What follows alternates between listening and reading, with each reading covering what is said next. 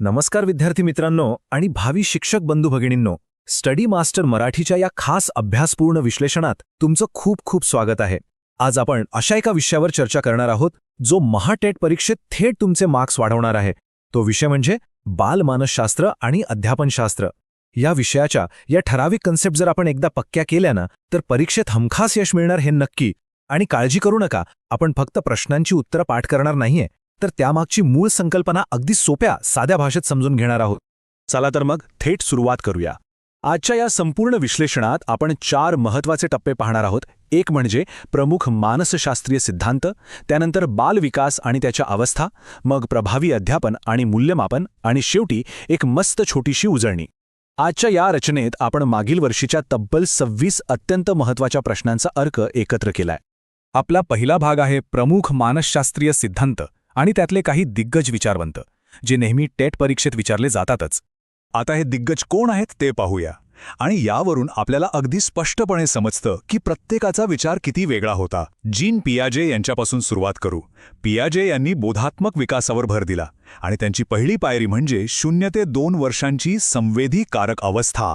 हा प्रश्न अनेकदा येतो. त्यानंतर आहेत लेव वायगॉत्स्की. वायगॉत्स्की म्हणतात की बालकाचा विकास हा एकटा होत नाही, तर तो समाज आणि संस्कृती यांच्याशी संवाद साधूनच होतो. आणि शेवटी हॉवर्ड गार्डनर, ज्यांनी बहुविध बुद्धिमत्ता म्हणजेच मल्टिपल इंटेलिजन्सची भारी संकल्पना मांडली. हे तिन्ही सिद्धांत अगदी तोंडपाठ असायलाच हवेत. आता आपण वळूया एडवर्ड थॉर्नडाईक यांच्याकडे. थॉर्नडाईक यांनी प्रयत्न प्रमाद पद्धती म्हणजेच ट्रायल अँड एरर मेथडमधून अध्ययनाचे 3 अत्यंत महत्त्वाचे नियम सांगितले आहेत. पहिला आहे तयारीचा नियम, मग येतो सरावाचा नियम, आणि तिसरा म्हणजे परिणामाचा नियम. इथं लक्षात ठेवण्याची सर्वात महत्त्वाची गोष्ट म्हणजे काय, तर हा क्रम. परीक्षेसाठी हा क्रम असाच्या असा जसाच्या तसा लक्षात ठेवणं अत्यंत गरजेचं आहे. पुढे जाऊया सिग्मंड फ्रॉइड यांच्या मनोविश्लेषण सिद्धांताकडे. त्यांनी मानवी व्यक्तिमत्वाचे 3 मुख्य भाग पाडलेत: इड, इगो आणि सुपर इगो. अगदी सोपं आहे. आणि दुसरीकडे आहेत अब्राहम मास्लो. मास्लो यांनी गरजेची श्रेणी मांडली. बघा, या श्रेणीत सर्वात तळाला सर्वात बेसिक कोणत्या गरजा आहेत, तर शारीरिक गरजा म्हणजे अन्न, पाणी, निवारा. या मूलभूत गरजा पूर्ण झाल्याशिवाय माणूस वरच्या पातळीवरच्या गरजांचा विचारच करू शकत नाही, हे त्यांनी अगदी स्पष्टपणे सांगितलंय. आणि आता तुमच्यासाठी एक अतिशय महत्त्वाची प्रो टिप. जॉन लॉक या विचारवंताचं नाव तुम्ही ऐकलंच असेल. त्यांच्या मते मूल जेव्हा जन्माला येतं तेव्हा त्याचं मन पूर्णपणे रिकामं असतं. यालाच त्यांनी टॅबुला रासा असं नाव दिलंय. परीक्षेमध्ये अनेकदा विचारतात की टॅबुला रासा म्हणजे नक्की काय, तर त्याचं सरळ उत्तर आहे कोरा कागद. अगदी सोपं आहे, बरोबर? आता आपण वळूया आपल्या दुसऱ्या मुख्य भागाकडे, जो आहे बालविकास आणि अवस्था. एक वाढणारं बालक नक्की कसं विकसित होतं ते पाहूया.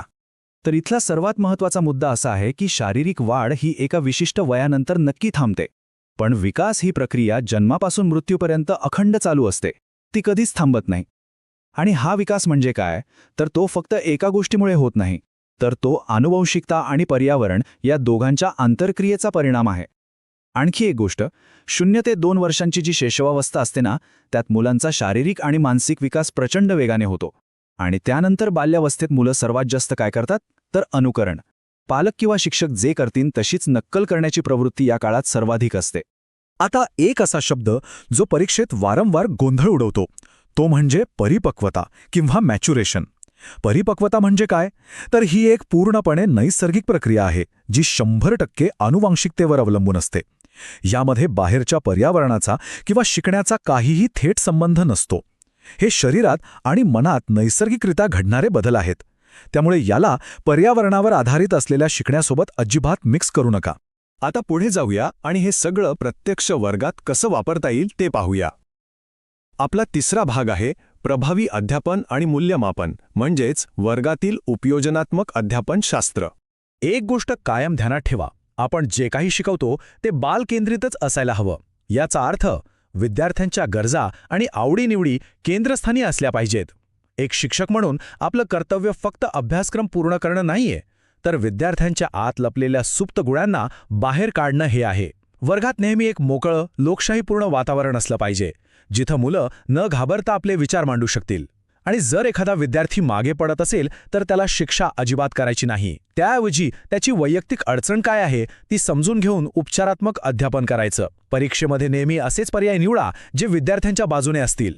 आता इथली सर्वात रंजक आणि महत्त्वाची गोष्ट कोणती माहिती आहे? हा परीक्षेतील एक हमखास विचारला जाणारा गुगली प्रश्न, अध्ययन अक्षमता आणि मंदबुद्धी यातला फरक. अनेकदा आपण यात गल्लत करतो. बघा, अध्ययन अक्षमता म्हणजेच लर्निंग डिसॅबिलिटी असलेल्या मुलांची बुद्धिमत्ता अगदी सामान्य किंवा त्याहून जास्तही असू शकते, पण त्यांना फक्त वाचन किंवा लेखनासारख्या विशिष्ट गोष्टीत अडचण येते. याउलट मंदबुद्धी म्हणजे ज्यांचा बुद्ध्यांक म्हणजेच IQ 70पेक्षा कमी आहे. हा अगदी सूक्ष्म पण महत्त्वाचा फरक आहे, तो नक्की लक्षात ठेवा. चला, आता वर्गातील व्यवस्थापनाचे काही झटपट आणि महत्त्वाचे मुद्दे पाहूया. समावेशक शिक्षण म्हणजे काय? तर सर्व प्रकारच्या वेगवेगळ्या क्षमता असलेल्या विद्यार्थ्यांना एकाच वर्गात एकत्र शिकण्याची संधी देणं. त्यानंतर आहे अभिप्रेरणा किंवा मोटिवेशन, ज्याचे आंतरिक आणि बाह्य असे 2 प्रकार आहेत. कोणतीही अध्यापन पद्धती निवडताना शिक्षकाने विद्यार्थ्याचं वय आणि त्याचा मानसिक स्तर पाहणं अत्यंत गरजेचं आहे. पुढे सर्जनशीलता म्हणजे निव्वळ पोपटपंची किंवा पाठांतर नव्हे, तर काहीतरी नवीन हटके विचार करणं. आणि हो, विद्यार्थ्यांचं मूल्यांकन फक्त त्यांना पास किंवा नापास करण्यासाठी नसतं बरं का, तर आपल्या शिकवण्यात काही त्रुटी आहेत का ते शोधण्यासाठी आणि विद्यार्थ्यांची प्रगती तपासण्यासाठी ते असतं. आणि सर्वात शेवटी स्मरणशक्ती वाढवण्यासाठी नुसतं घोकंपट्टी करण्यापेक्षा अर्थ समजून घेणं आणि त्याचा सराव करणं सर्वात जास्त फायदेशीर ठरतं. आणि आता वळूया आपल्या शेवटच्या भागाकडे. थोडक्यात उजळणी. पाहूया तुमच्या ज्ञानात किती भर पडलीये. तर आता तुमच्यासाठी एक प्रश्न आहे. नीट विचार करा.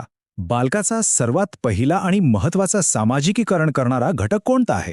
शाळा, समाज की मित्रपरिवार? नाही, याचं अगदी बरोबर आणि अचूक उत्तर आहे कुटुंब. बघा, मूल जन्माला आलं की सर्वप्रथम कुटुंबाच्या संपर्कात येतं. त्यामुळे कुटुंब हाच त्याच्या सामाजिकीकरणाचा सर्वात पहिला आणि सर्वात भक्कम पाया असतो.